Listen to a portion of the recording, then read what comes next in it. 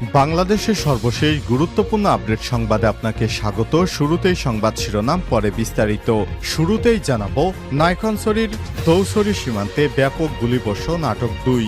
বান্দরবন পার্বত্য জেলার নাইক্ষ্যংছড়ি উপজেলার মায়ানমার সীমান্তবর্তী দুর্গম দৌছড়ি ইউনিয়ন বাংলাদেশ মিয়ানমার সীমান্তে ৪৯ নম্বর সীমান্ত পিলার বাংলাদেশের অভ্যন্তরে জিরো লাইনে ব্যাপক গোলাগুলি হয়েছে। এ সময় বিজিবি সন্দেহভাজন 2 ব্যক্তিকে গ্রেপ্তার করেছে। এরপর জানিয়ে দিব, ছাত্র আন্দোলনের নারীদের উপর হামলাকারীদের বিরুদ্ধে আইনি পদক্ষেপের ঘোষণা। জানাবো, জুলাই বিপ্লবের মাস্টার মাইন্ড নিয়ে যা বলেন সমন্বয়ক নাহিদ ইসলাম। গত 5 আগস্ট শেখ হাসিনা তীব্র আন্দোলনের মুখে দেশ ছেড়ে ভারতে পালিয়ে গেছে। এই আন্দোলনের মাস্টার মাইন্ড আসলে কে, এ বিষয়ে মুখ খুলেছেন অন্তর্বর্তীকালীন সরকারের ডাক ও টেলিযোগাযোগ মন্ত্রণালয়ের উপদেষ্টা নাহিদ ইসলাম।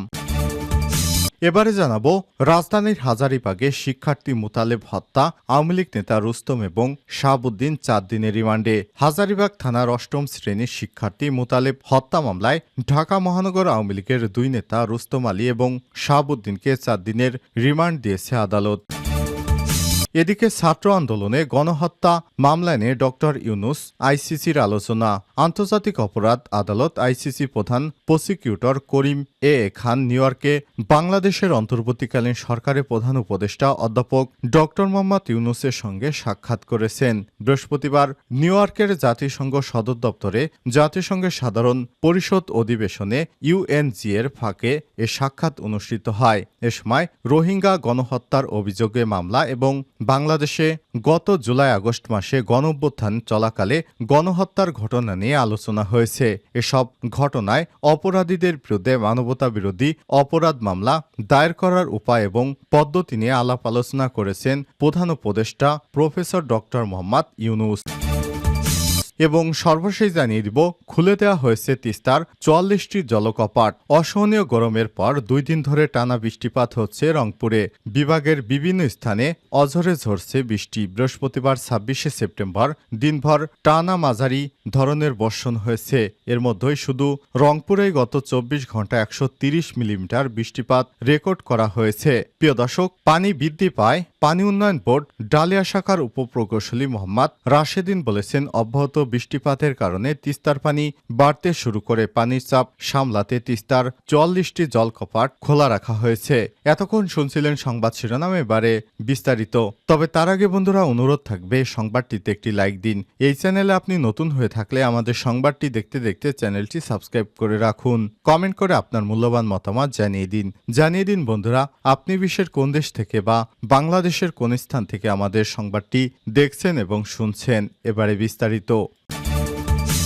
নাইক্ষ্যংছড়ির দৌছড়ি সীমান্তে ব্যাপক গুলিবর্ষণ, আটক 2।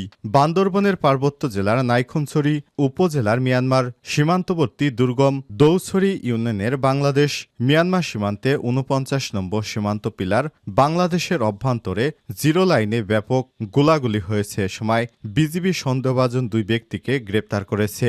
ধারণা করা হচ্ছে তারা বিচ্ছিন্নবাদী সংগঠন রোহিঙ্গা সলিডারিটি RS ও সোর্স। বৃহস্পতিবার 26শে সেপ্টেম্বর সন্ধ্যা 6টার দিকে Naikhongchhari 11 border guard of Bangladesh বিজিবির অধীনস্থ লেম্বুছড়ি বিওপি থেকে আনুমানিক 200 থেকে 250 মিটার পূর্ব দক্ষিণে এবং বিপি 49 হতে আনুমানিক 1 কিলোমিটার পশ্চিমে চেরাংঘাট বাজার বাহিরমাঠ এলাকায় স্থানীয় বাজারে জনসাধারণ সন্দেহভাজন 2 ব্যক্তিকে বাজারে বেঁধে রাখে এবং প্রত্যক্ষদর্শীরা এই 2 ব্যক্তিকে বিচ্ছিন্নতাবাদী সংগঠন রোহিঙ্গা সলিডারিটি RS ও এর সোর্স বলে আখ্যায়িত করেছে।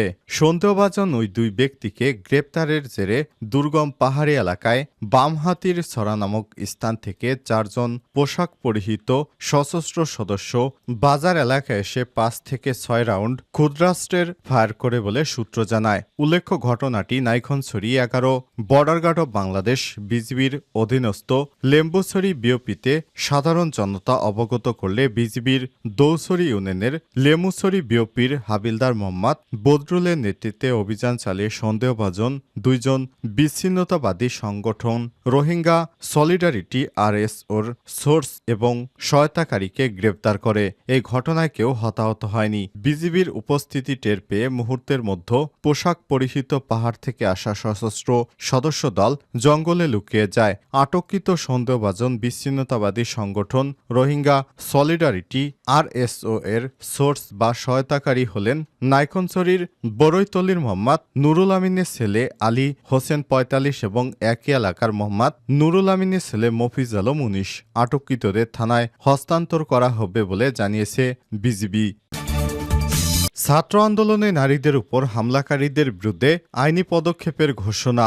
জুলাই বিপ্লবে নারীদের উপর হামলাকারীদের বিরুদ্ধে আইনি পদক্ষেপ ঘোষণা দিয়েছে বৈষম্য বিরোধী ছাত্র আন্দোলনের সমন্বয়করা। ইতিমধ্যে হামলাকারীদের সম্পর্কে তথ্য চেয়ে ফেসবুকে পোস্ট দিয়েছে 2 সমন্বয়ক। শুক্রবার 27শে সেপ্টেম্বর দুপুরে হামলাকারীদের খুঁজে বের করতে সামাজিক যোগাযোগ মাধ্যম ফেসবুকে সংক্রান্ত পোস্ট দেন তারা। ফেসবুক পোস্টে হ্যাশট্যাগ ব্যবহার করে ছাত্র আন্দোলনের অন্যতম সমন্বয়ক হাসনাত আব্দুল্লাহ তার পোস্টে লিখেছেন, শুক্র শনি 2 দিন নারীদের উপর হামলাকারীদের সন্ধান দিন। পোস্টটির কমেন্টে গিয়ে তিনি আরও লিখেন, জুলাই বিপ্লবে নারীদের উপর হামলার বিভিন্ন ঘটনা বা ছবি শেয়ার করুন আজকে এই হ্যাশট্যাগ এবং জনসংযোগ কর্মসূচি দেশব্যাপী ছড়িয়ে দিয়ে নারীদের উপর হওয়া জুলুমের প্রতিবাদ গড়ে তুলতে সহায়তা করুন। হাসনাত আব্দুল্লাহ এই পোস্টের ঘণ্টাখানেকের পরই আরেক সমন্বয়ক আব্দুল কাদের এবং হামলাকারীদের খুঁজে বের করার জন্য নতুন একটি পোস্ট করেন। ফেসবুক পোস্টে আব্দুল কাদির লিখেছেন, শুক্র শনি 2 দিন নারীদের উপর হামলাকারীদের সন্ধান দিন। পোস্টটির কমেন্টে গিয়ে তিনি লিখেছেন, শীঘ্রই আইনি পদক্ষেপ নেওয়া হবে, আপনারা তথ্য দিয়ে সহযোগিতা করুন। এদিকে তাদের এই উদ্যোগের প্রশংসা করেছে অনেকেই মন্তব্য করেছে এই কাজ আরও আগেই শুরুর দরকার ছিল। প্রসঙ্গত 15 এবং 16 জুলাই কোটা সংস্কারের এক দফা দাবিতে দেশব্যাপী আন্দোলনরত শিক্ষার্থীদের ওপর হামলা করেছিল ছাত্রলীগ। নারী পুরুষ নির্বিশেষে সবার উপরেই হামলা চালানো হয়। ওই দিন দুপুরে ঢাবি উপাচার্য ভবনের সামনে ছাত্রলীগের ওই হামলায় অন্তত 35 জন আন্দোলনকারী শিক্ষার্থী আহত হয়েছিলেন। আহতের সংখ্যা আরও বেশিও হতে পারে বলে দাবি করেছেন আন্দোলনকারী কয়েকজন শিক্ষার্থী। হামলার বেশ কিছু ছবি সামাজিক যোগাযোগ মাধ্যমে ছড়িয়ে পড়ে। বিশেষ করে নারী শিক্ষার্থীদের উপর ন্যাক্কারজনক হামলার বিষয়টি ছাত্রলীগ দ্বারাই সংগঠিত হয়েছিল। এদেরকে ধরিয়ে দিন। জুলাই বিপ্লবের মাস্টার মাইন্ড নিয়ে যা বললেন সমন্বয়ক নাহিদ। জুলাই বিপ্লবের পেছনে একক কোনো নেতৃত্ব ছিল না, তাই এই আন্দোলনের ক্ষেত্রে মাস্টার মাইন্ড শব্দটির সঙ্গে একমত নন বৈষম্যবিরোধী ছাত্র আন্দোলনের অন্যতম সমন্বয়ক এবং অন্তর্বর্তীকালীন সরকারের তথ্য এবং সম্প্রচার উপদেষ্টা মোহাম্মদ নাহিদ ইসলাম। তবে আন্দোলন এগিয়ে নিতে অনেকেই বুদ্ধি এবং পরামর্শ দিয়েছেন বলেও জানিয়েছেন তিনি। নিউ ইয়র্কের স্থানীয় সময় বৃহস্পতিবার 26শে সেপ্টেম্বর ঠিকানা টিভির প্রধান সম্পাদক খালিদ মহিউদ্দিনের মুখোমুখি হয়ে আওয়ামী লীগ সরকারের পতন এবং অন্তর্বর্তীকালীন সরকার সহ বিভিন্ন প্রসঙ্গে আলাপকালে সব কথা বলেন তিনি। সম্প্রতি জাতিসংঘের ৭৯তম অধিবেশনের ফাঁকে সাবেক মার্কিন president Bill Clinton global initiative leaders stage অনুষ্ঠানে যোগ দেন প্রধান উপদেষ্টা প্রফেসর ডক্টর মোহাম্মদ ইউনুস। সেখানে নিজের বিশেষ সহকারী মাহফুজ আলমকে বাংলাদেশের সাম্প্রতিক আন্দোলন এবং সরকার পতনের মাস্টারমাইন্ড হিসেবে পরিচয় করিয়ে দেন তিনি। গত মঙ্গলবার 24শে সেপ্টেম্বর নিউ ইয়র্কে এই অনুষ্ঠান মঞ্চে ডক্টর ইউনুস নিজেদের দীর্ঘদিনের বন্ধু ও সাবেক প্রেসিডেন্ট বিল ক্লিন্টনের সঙ্গে নানা বিষয়ে কথা বলার ফাঁকে সফর সঙ্গীদের মধ্য থেকে মাহফুজ আলম ছাড়াও বাকি 3 জনকে পরিচয় করিয়ে দেন। এরপর থেকে বিষয়টি নিয়ে সামাজিক যোগাযোগ মাধ্যমে নানা আলোচনা সমালোচনা শুরু হয়। বৃহস্পতিবার ঠিকানা টিভির প্রধান সম্পাদক খালেদ মহিউদ্দিনের মুখোমুখি হয়ে এই প্রশ্ন করা হলে তথ্য এবং সম্প্রচার উপদেষ্টা মোহাম্মদ নাহিদ ইসলাম বলেন যে আন্দোলনে আওয়ামী লীগ সরকারের পতন হয়েছে তাতে কোনো একক নেতৃত্ব ছিল না। সাধারণ মানুষ আন্দোলন এগিয়ে নিয়ে গেছে। পুরো আন্দোলনকে কয়েকজন মিলে পরিচালনা করতে হয়েছে, এজন্য অনেকেরই বুদ্ধি ও পরামর্শ নিতে হয়েছে। তবে আমরা একে জনগণের স্বতঃস্ফূর্ত আন্দোলন হিসেবেই দেখি। এই আন্দোলন আমরা এককভাবে কোনো কৃতিত্ব নিতে চাই না। আন্দোলন আমাদের সবার অংশগ্রহণেই ফ্যাসিস্ট সরকারকে আমরা বিদায় করতে পেরেছি। হাজারীবাগের শিক্ষার্থী মোতালেব হত্যা আওয়ামী লীগ নেতা রুস্তম এবং শাহাবুদ্দিন 4 দিনের রিমান্ডে। হাজারীবাগ থানার 8ম শ্রেণীর শিক্ষার্থী মোতালেব হত্যা মামলায় ঢাকা মহানগর আওয়ামী লীগের 2 নেতা রুস্তম আলী এবং শাহাবুদ্দিনকে 4 দিনের রিমান্ড দিয়েছে আদালত। শুক্রবার 27 সেপ্টেম্বর বিকেলে ঢাকার চিফ মেট্রোপলিটন ম্যাজিস্ট্রেট আদালতে তাদের হাজির করে 7 দিনের রিমান্ড আবেদন জানান মামলার তদন্তকারী কর্মকর্তা হাজারীবাগ থানা সাব ইন্সপেক্টর শাহনেওয়াজ সজল রাব্বি। এরপর রাষ্ট্রপক্ষ এবং আসামি পক্ষের আইনজীবীর শুনানি শেষে আদেশ দেন আদালত। এ সময় আদালতে আসামিরা নিজেকে আওয়ামী লীগের নেতা কর্মী নন দাবি করেন। রাষ্ট্রপক্ষকে সহায়তা দানকারী আইনজীবীরা বলেন, আওয়ামী লীগের নির্দেশনায় ছাত্র জনতার উপর হামলা চালায়, তবে সুনির্দিষ্ট কোনো অভিযোগ নেই বলে দাবি আসামি পক্ষের আইনজীবীদের। প্রসঙ্গত গত 4 আগস্ট বৈষম্যবিরোধী ছাত্র আন্দোলনে জিগাতলা বাস স্ট্যান্ড এলাকায় মিছিলে থাকা কিশোর আব্দুল মোতালেব গুলিবিদ্ধ হয়ে মারা যান।